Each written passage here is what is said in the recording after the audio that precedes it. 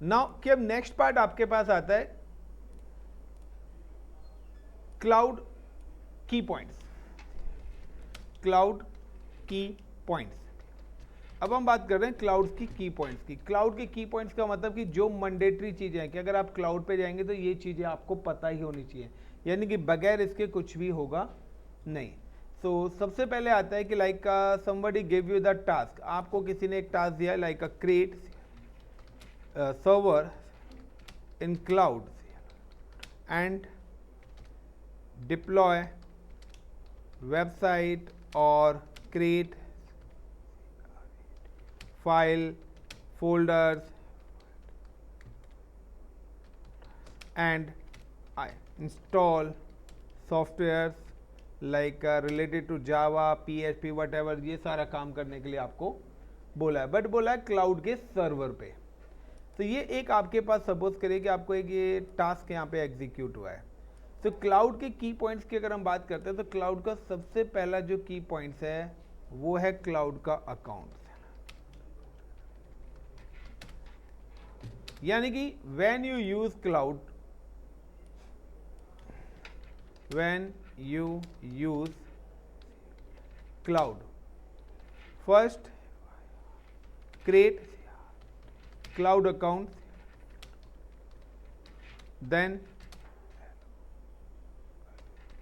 login with account। यानी कि आपको सबसे पहले क्लाउड का अकाउंट क्रिएट करना पड़ेगा, यानी कि आपको सबसे पहली स्टेप्स है कि आप जो भी क्लाउड यूज़ कर रहे हैं उसका अकाउंट क्रिएट करना पड़ेगा। देन अकाउंट क्रिएट करने के बाद आपको उस अकाउंट पे क्या होना पड़ेगा, लॉगिन होना पड़ेगा, लॉगिन विद अकाउंट। तो these are the two parameters कि आपको सबसे पहले create account then login with account. अगर आपके पास ये दो पैरामीटर्स नहीं है आप क्लाउड पे काम कर ही नहीं पाएंगे। Now when you create a cloud account, तो एक चीज ध्यान रखना कि आप जब भी क्लाउड का अकाउंट क्रिएट करेंगे तो यहां पर आपके पास ऑप्शन आएगा पेमेंट का। सो आपको या तो मास्टर कार्ड यूज करना है या आपको वीजा कार्ड यूज करना है, और रुपए कार्ड का ऑप्शन भी आता है वहां पे, बट वो समटाइम्स एक्सेप्ट करता है समटाइम एक्सेप्ट नहीं करता। सो आपको मास्टर वीज़ा या रुपए कार्ड का यूज़ करना है। एक चीज़ ध्यान रखना कि कार्ड आपका वही यहाँ पर चलेगा मास्टर वीज़ा जिससे आपने ऑनलाइन शॉपिंग कर रखी होगी, जिससे आपने ऑनलाइन शॉपिंग कर रखी होगी वही मास्टर वीज़ा वाला कार्ड भी चलेगा। तो काफ़ी सारे लोग कहते हैं हमने तो कार्ड करा है, हमारा मास्टर कार्ड है, फिर भी हमारी पेमेंट हो गई है, हमारा डेबिट भी हो गया है, फिर भी हमारा अकाउंट क्रिएट नहीं हो रहा है। तो गाइज आपके पास जो मैसेज आता है ना उसको ध्यान से पढ़ लेना। वो आपकी पेमेंट डेबिट हो जाती है बट वो आपका बैंक क्या कर देता है, उसको पेंडिंग में डाल देता है, और यहाँ जो पेमेंट होगी वो 2 रुपीज़ की होगी। तो सबसे पहले आपको अपना अकाउंट क्रिएट करना है। जो AWS पढ़ रहा है वो AWS पे अकाउंट क्रिएट करेगा, जो अजूरे पढ़ रहा है अजूरे पे करेगा, जो GCP कर रहा है GCP पे। So how to create a cloud account, तो सिंपल से आपको क्लाउड का अकाउंट क्रिएट करना है। Simply now you can just click on, I am just incognito window, type in Google. Google में जाके आप लिखेंगे AWS free tier account, then click कि अब 6 मंथ के लिए आपके पास आता है, वो आपको $100 देगा। पहले क्या था, ये 1 ईयर के लिए अकाउंट फ्री था, अब सिर्फ 6 मंथ के लिए, और यहाँ पे आपका $100 आपको मिलेंगे, $120 के आसपास वैसे मिलते हैं। और जब ये पैसे आप, जब ये डॉलर्स आपके फिनिश हो जाएंगे उसके बाद आपके चार्जेस लगने स्टार्ट हो जाएंगे। सब आपको जो भी ट्रेनिंग करनी है आपको इसी डॉलर्स के बिटवीन करनी है। नाउ कि आपका जो चार्जेस जाएगा वो 2 रुपीज़ ही जाएगा। अब वो कहता है कि आप जो भी रिसोर्स बनाएंगे तो हमने अपनी तरफ से आपको इतने डॉलर्स दिए हुए हैं, आप इस डॉलर में से आपका अमाउंट जाएगा। तो आप AWS फ्री टायर्स की जो लिमिटेशंस हैं वो आप सारी की सारी चीज़ें पढ़ सकते हैं। सो $100 आपको मिल रहा है for 6 month. Now the next points की जब भी आप क्लिक करेंगे तो यहाँ पे आएगा माई अकाउंट और AWS management console. Inside the AWS management console यहीं पर ही आपके पास आएगा create a new AWS account.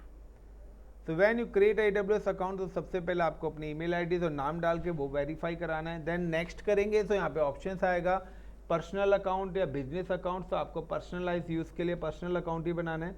Then fill the information, आपका name, email ID, phone number, तो फ़ोन नंबर भी वेरीफाई कराएगा, PAN card number is also. Then next करेंगे तो उसके बाद आपके पास यहाँ पे पेमेंट का ऑप्शन आएगा, तो आपको अपना कार्ड वेरीफाई कराना है, मास्टर या वीज़ा या रुपये कोई भी आप यूज़ कर सकते हैं। और उसके बाद आपकी 2 रुपीज़ की ट्रांजेक्शन होगी, उसके अप टू 24 आवर्स के अंदर आपका अकाउंट रेडी टू यूज़ हो जाएगा। तो ये आपका अकाउंट अगर किसी को अजूरे पे बनाना है तो सिंपल सा सेम ही है कि आप यहाँ पे लिखिए अजूरे POR portal.azure.com। तो अगर आपको अजूरे पे बनाना है तो सेम है, ये वाला आपका ऑप्शन होगा, और यहाँ पे भी आप कर सकते हैं क्रिएट वन पे जाके, और सेम ही प्रोसेस यहाँ पर भी आएगा वही। तो यहाँ पर भी वही है, आपको अपनी ईमेल आईडी वेरीफाई करानी है, फ़ोन नंबर कराना है, बिजनेस अकाउंट के पर्सनल अकाउंट, और सबसे पहले आपको अकाउंट अपना एग्जीक्यूट करना है। लाइक कि मेरे पास ऑलरेडी एक अकाउंट बना हुआ है, so I'm just login with the account।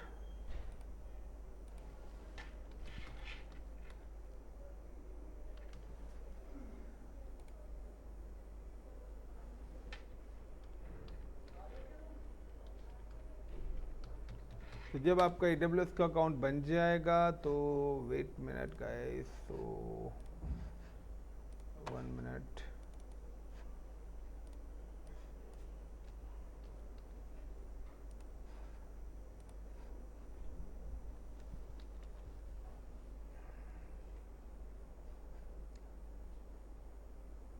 So I'm just login with the account।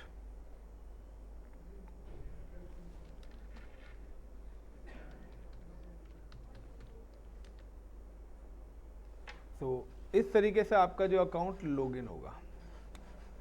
तो ये आपका अकाउंट है जो आपका क्लाउड का पोर्टल लॉगिन होगा। जो भी आपको अकाउंट यूज़ करना है, लाइक का कि हमें जो यहाँ पे सर्विस पढ़नी है, सबसे पहले हम EC2 पढ़ेंगे, जिनका भी क्लाउड है। तो EC2 आ रहा है, आप यहाँ पे जाके टैग कर लेंगे। EC2 के साथ ही हमारी एक और सर्विस चलेगी VPC, तो अब VPC को जाके भी टैग कर लेंगे। तो जो भी आपकी सर्विस होगी वो इस तरीके से आपके पास शॉर्टकट आएगा। जब आप EC2 पे क्लिक करेंगे तो आपके पास ये सारे के सारी सर्विसेज इसकी खुल जाएंगी, जो 1 बाय 1 हम यूज़ करेंगे। तो दिस इज़ द पैरामीटर्स। अब उसके बाद नेक्स्ट क्या आता है? अब इसके बाद नेक्स्ट पॉइंट आता है की पॉइंट्स के बाद, कि पहले तो आपको अकाउंट बनाना है, दूसरे नंबर पे क्या होता है? Region and zone. अब हम बात करते हैं रीजन और जोन की। So when you create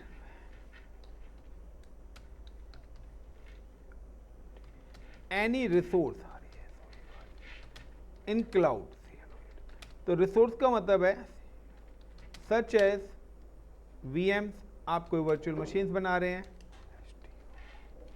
storages create कर रहे हैं, डेटाबेसेस क्रिएट कर रहे हैं, नेटवर्क क्रिएट कर रहे हैं। Any, when you create any resource in cloud such as VM, storage, database, network, first select region, then select zone। तो रीजन क्या है? AWS या क्लाउड CSP की बात कर रहा हूं, यानी कि सारे क्लाउड के लिए क्लाउड सर्विस प्रोवाइडर्स या क्लाउड सर्विस प्रोवाइडर और AWS service providers create physical data center in multiple locations, data centers in multiple regions,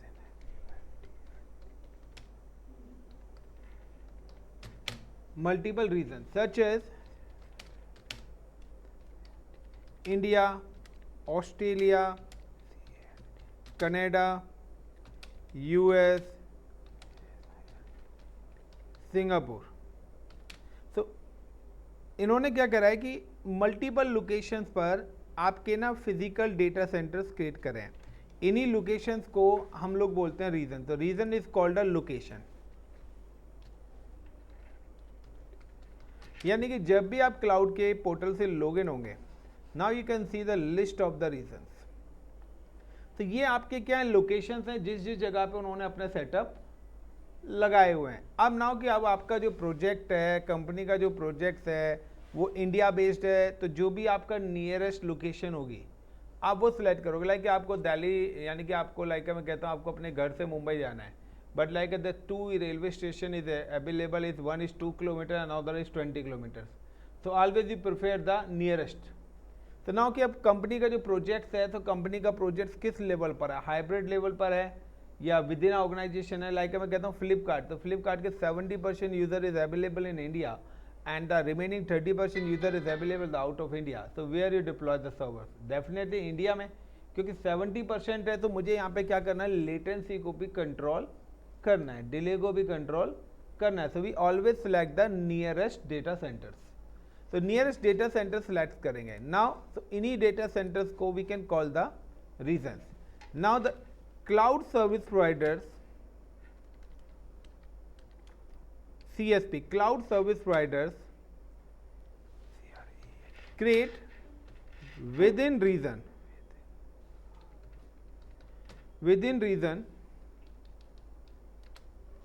multiple zones। तो मल्टीपल जोन का मतलब है multiple data centres, multiple centres. Choice is yours. Deploy resource in single region. Choice is yours. Deploy resource in single zone.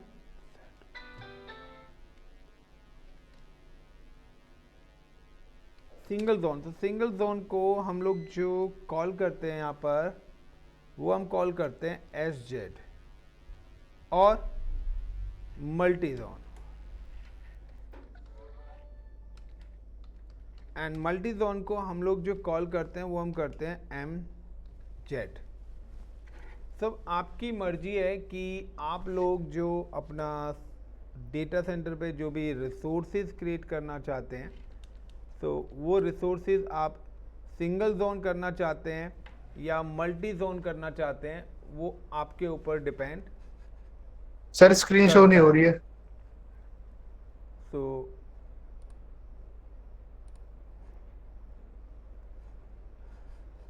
Now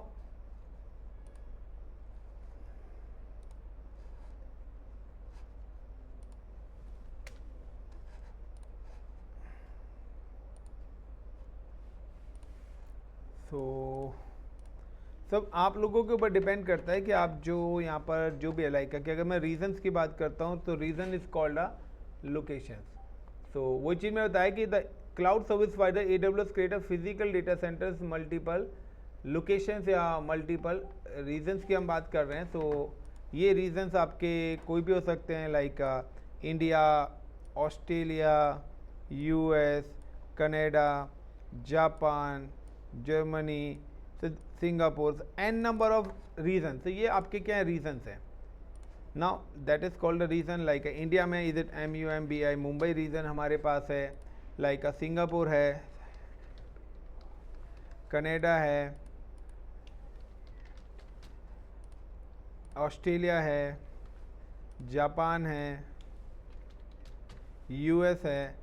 तो an number of location is available. Now दूसरा zone की बात करें तो cloud service provider create with in reason multiple Jones का मतलब है multiple data centres. Choice is your, deploy resource in single zone और मल्टी जोन। इसका मतलब है कि अब हम बात कर रहे हैं एक सिंगल रीजन की।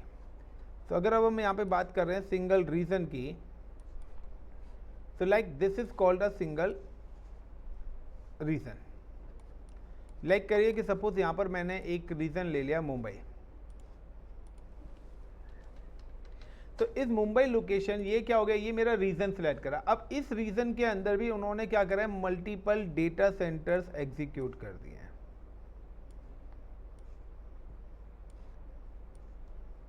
इन डेटा सेंटर्स को we can call the zone. like ZON is zone A, zone B and zone C.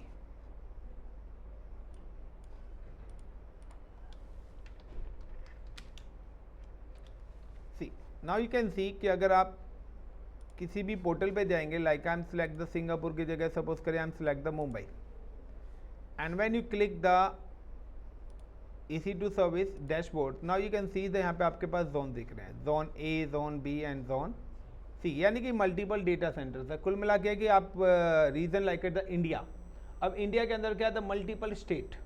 अब आप अपना घर कहाँ बनाना चाहते हो, किस पर्टिकुलर स्टेट में बनाना चाहते हो। तो सेम है कि अब मैंने यहाँ पे भी बोला कि चॉइस इज योर, कि आपकी मर्जी, अब आप अपना घर यूपी में बना लो या यूपी और दिल्ली में बना लो, वो आपकी मर्जी है। तो सेम ही कॉन्सेप्ट है कि choice is your, deploy resource in single zone. अब आपकी मर्जी है कि आप जो सर्वर क्रिएट करना चाहते हैं वो सर्वर आप या तो सेम जोन में क्रिएट कर लीजिए, या you can create a server in a different zone, that is called a MZ। इसको मैं कॉल करता हूँ MZ। ये जो मेरी रिसोर्स है this is called a MZ, multi zone बन गया है। MZ का मतलब है resources available in multi zone, और S जोन का मतलब है सिंगल जोन। अब इस टाइप के इंफ्रास्ट्रक्चर में वो क्या है, तो इस टाइप के इंफ्रास्ट्रक्चर में चैलेंज ये है कि सिंगल जोन मल्टी जोन का कॉन्सेप्ट क्या है कि यहाँ पे बैकबोन की बात हो रही है कि सपोज करिए कि server 1 is server 2 is available and it's a server 3 is available and it's a server 4 is available. Now guys, ki suppose due to any XYZ reason your server 1 is goes down, the server 2 give you the support, yes or no? But due to disaster if your zone is goes down, तो आपके दोनों servers भी क्या हो जाएंगे, चले जाएंगे। That is a problem with the single zone. But अगर हम मल्टी जोन इंफ्रास्ट्रक्चर क्रिएट करते हैं, so now if your zone is goes down तो the another zone give you the support, if your server is goes down तो the another server is give you the support. So now when you create a server in a cloud, so now कि आपको पता होना चाहिए कि आप जो infrastructure create कर रहे हैं तो वो मल्टी जोन है या सिंगल जोन है। If you create the multi zone तो आगे हमारे लोड बैलेंसर्स और काफ़ी सारी चीज़ें और भी हम यहाँ पे 1 बाय 1 करेंगे। पूरी ट्रेनिंग हम अपनी प्रोजेक्ट बेस्ड करने वाले हैं गाइस। सो यहाँ पे कहीं भी किसी भी टाइप्स का आपको कोई चैलेंज नहीं आएगा। अगर आप पैरेलली मेरे साथ करते रहेंगे तो आपको चैलेंज नहीं आएगा। 2 क्लास में कराऊंगा, उसके बाद आपके पास 5 डेज हैं। सो आप अगर मेरे साथ पैरेलली नहीं करेंगे तो मैं यहाँ पे आपकी कोई भी हेल्प नहीं कर पाऊंगा। So these are the zones. Now एक और इम्पोर्टेंट पार्ट कि हम लोगों ने अभी इससे पहले लिनक्स पढ़ा है, तो ये सर्वर आपका लिनक्स का भी हो सकता है, ये हो सकता है विंडोज भी हो सकता है मैक भी हो सकता है। सो लाइक कंपनी कहती है the create a server in Linux. Cloud पे आपको लिनक्स का सर्वर बनाना है ना, उस पर डिप्लॉय करनी है वेबसाइट, उस पर क्रिएट करनी है फाइल, उस पर क्रिएट इंस्टॉल करने है सॉफ्टवेयर, या यही काम वो आपको विंडोज पे भी दे सकते हैं कि इंस्टॉल जावा इन विंडोज। तो विंडोज के सर्वर्स कैसे बनेंगे, उस पर क्या प्रोसेस होगा। तो जिसको विंडोज आता है वो विंडोज पे भी कर लेगा, जिसको विंडोज के बारे में नहीं पता ना। एक और इंपॉर्टेंट पार्ट कि यहाँ पर विंडोज 7, 11, 10 ये ओएस नहीं मिलते हैं। This is the client OS. यहाँ पर सिर्फ आपको सर्वर ओएस ही मिलेंगे। तो जो ओएस आप यूज कर रहे हैं वो कोई भी ओएस यहाँ पर अवेलेबल नहीं है, ना ही वो यूज होता है, वो आपके क्लाइंट ओएस है। नाउ नोट का मतलब क्या है, CSP क्लाउड सर्विस प्रोवाइडर या AWS CSP cloud service providers provide every region one default network। यहां पर क्या है, उन्होंने हर रीजन में एक डिफॉल्ट नेटवर्क बनाया है फॉर जोन और रिसोर्स कम्युनिकेशन। तो यहां पे क्या है, एक डिफॉल्ट नेटवर्क हर रीजन में बनाया हुआ है जिसको हम कॉल करते हैं VPC। उस नेटवर्क को यहां पे बोला जाता है VPC, वर्चुअल प्राइवेट क्लाउड। तो यहां पर उसको कॉल करा जाता है VPC, virtual private cloud. The IP range of 172.31.0.0/16। So now the same VPC connected resource is communicates with each other by default. If resources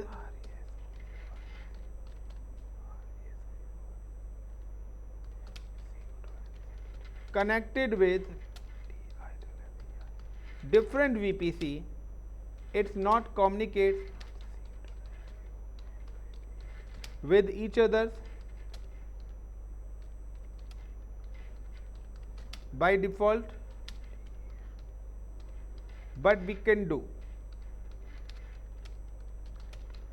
guys देखिए, अगर आपकी रिसोर्स यानी कि हर रीजन में उन्होंने एक डिफॉल्ट नेटवर्क बना के दिया है, जिस पर्टिकुलर नेटवर्क को हम लोग कॉल करते हैं VPC,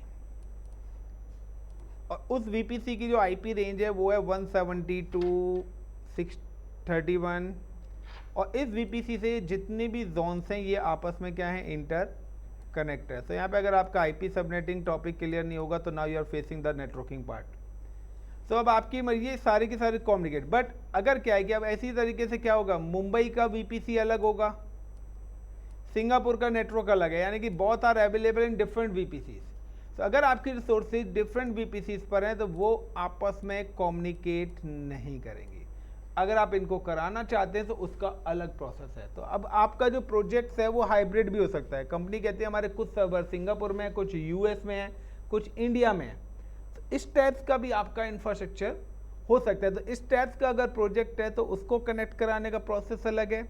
with in a region process है, उसको प्रोवाइड कराने का प्रोसेस अलग है. विद इन जोन है तो उसको कनेक्ट करने का प्रोसेस अलग है. Within region multi zone है, उसको कनेक्ट करने का प्रोसेस है. मल्टी रीजन मल्टी जोन है, उसको कनेक्ट करने का और एग्जीक्यूट करने का प्रोसेस अलग है.